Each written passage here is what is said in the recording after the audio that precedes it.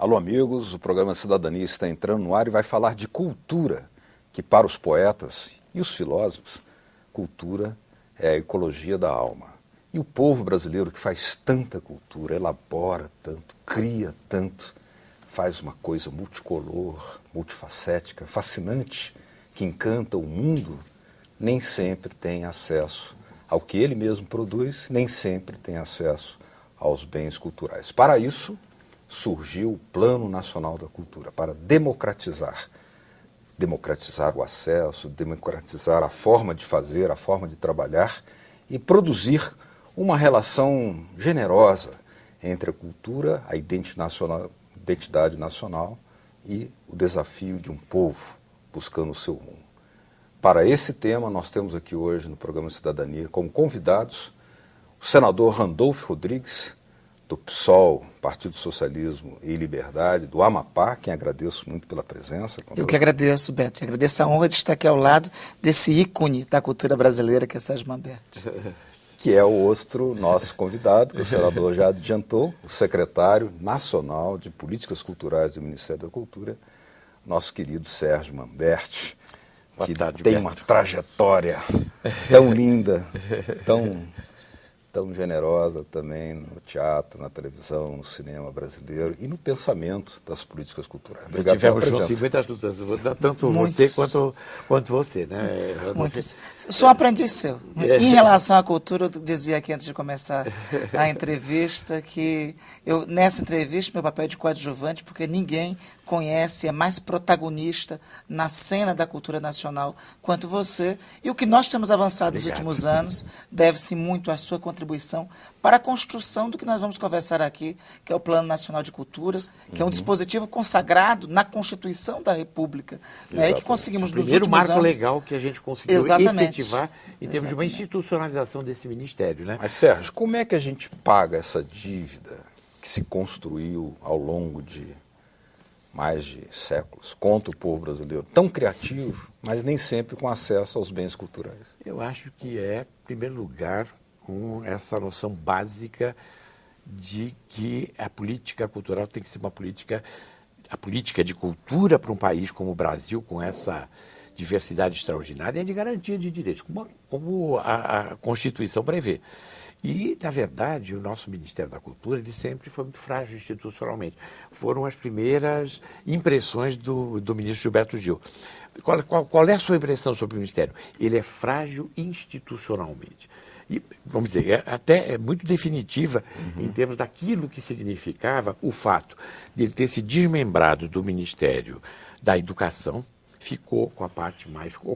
O primo rico a prima rica era a educação. A cultura ficou com a parte menor, com menos orçamento, com menos gente. E quando nós começávamos a construir um processo crítico, no sentido de a gente dar mais robustez ao Ministério, veio o governo Collor e extingue o Ministério. E aí aquilo foi realmente um impacto... Nós tivemos, eu acho, a década de 90, se para o Brasil a chamada década perdida foi a década de 80, não seria exagero dizer, Sérgio, que a década perdida para a cultura brasileira foi a década de 90, a partir da extinção do Ministério da Cultura. Vale lembrar quem tinha sido o primeiro-ministro da Cultura, Celso Furtado. Celso Furtado, que é o homem do desenvolvimento, né?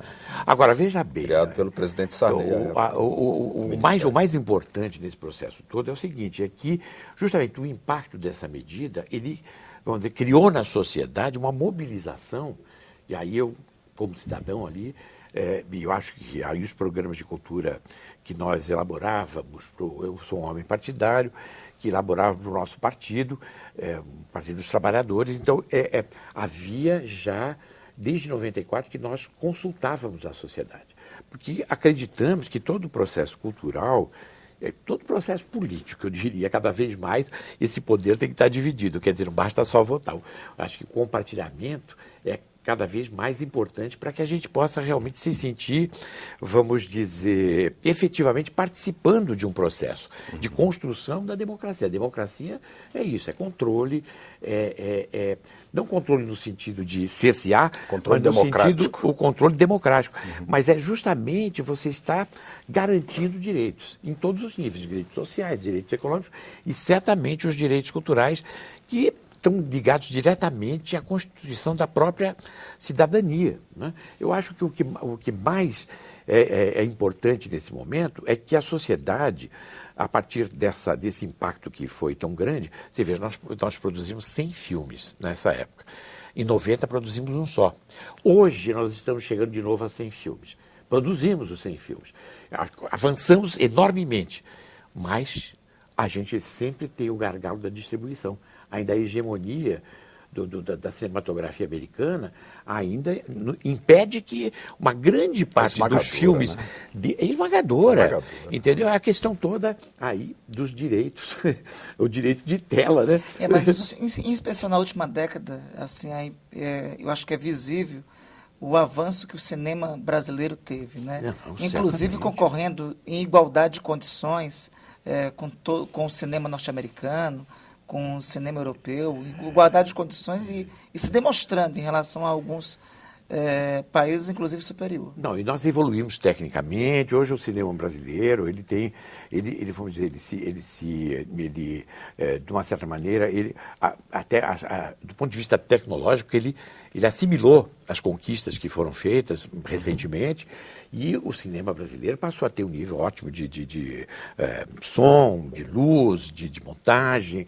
E a criatividade eu nunca duvidei, porque eu sempre vi o cinema brasileiro como um cinema extremamente criativo, ganhou prêmios internacionais, tem uma história, uma longa história. Agora, secretário,